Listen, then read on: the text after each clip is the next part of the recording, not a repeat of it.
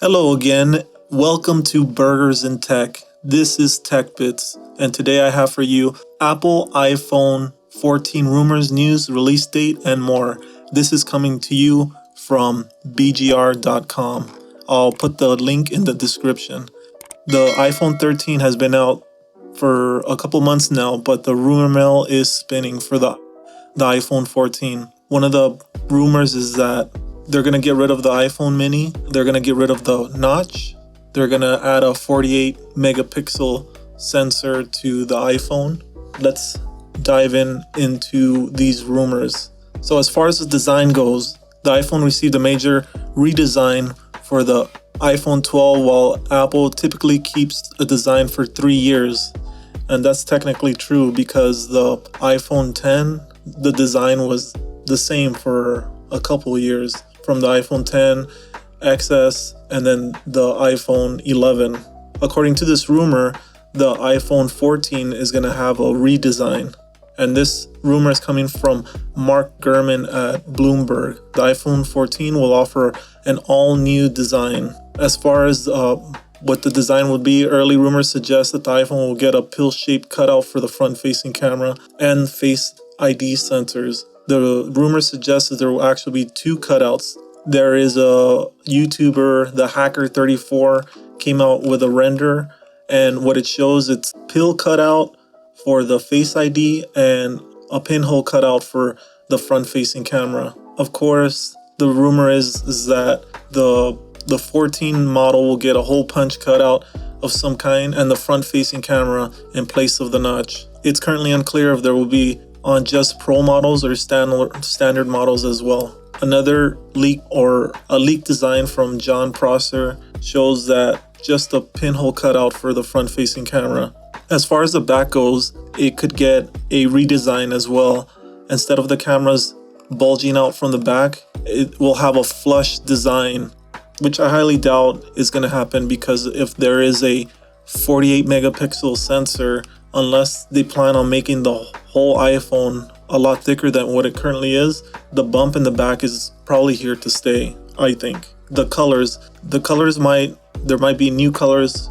Apple has been experimenting with more colors.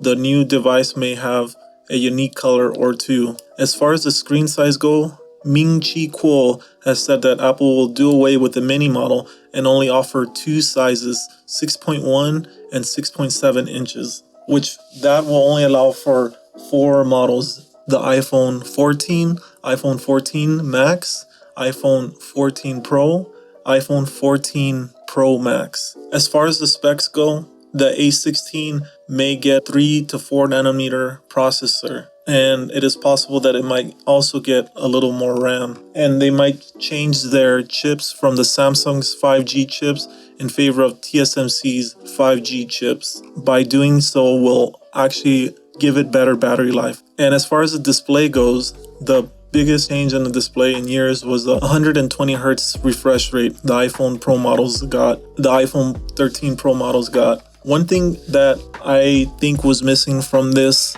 rumor is that I don't understand why Apple does not add the USB-C to the iPhone already. It already added it to the iPad mini. They need to get rid of the lightning cable and unify with all other tech companies out there. I myself don't like carrying 2 different chargers. I have a Galaxy that has the charges with the USB-C. My Nintendo Switch charges with the USB-C, and I have to carry an additional cord for my iPhone. I think Apple should already get rid of the lightning cable. It has slow charging speeds. It's also slow data rate transfer. It's just outdated already. The reason they keep it around is because it's a proprietary connector, and if you want to charge your phone, you have to get Apple lightning cable. And they want that proprietary so they can keep selling more cables and make them more money. Another gripe I have too is they stopped adding the charging brick to the iPhones, and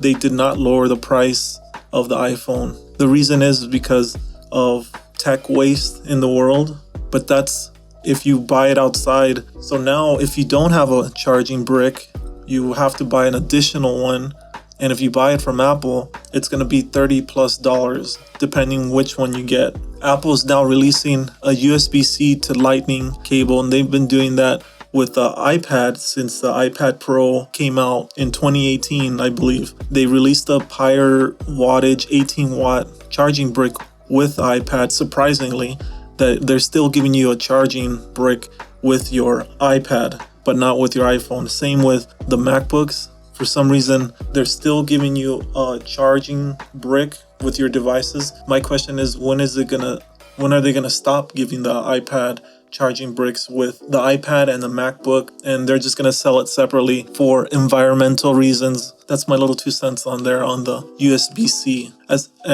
I was mentioning earlier, rumor is that iPhone will have a 48 megapixel camera, and they may add a fourth camera. Instead of having 3 cameras in the back, they might add a fourth one. And that comes from Ming-Chi Kuo, who has also noted that Apple may bring a periscope lens to the iPhone 15 series. Man, as far as the release date goes, Apple always announces in the past. They announced them in September to release them in October, except in 2020 when they announced them in October and released them in November. Apple tends to stick to that schedule from the past couple of years, so I would guess that in September, that's when they will be announcing them. As far as the cost goes, if they do get rid of the mini, the iPhone 14 could cost $800, the 14 Max $900, iPhone 14 Pro $1,000, and the Pro Max $1,100. But hey, that's just a rumor, so make sure you take that all with a grain of salt. That's all that I have for you today.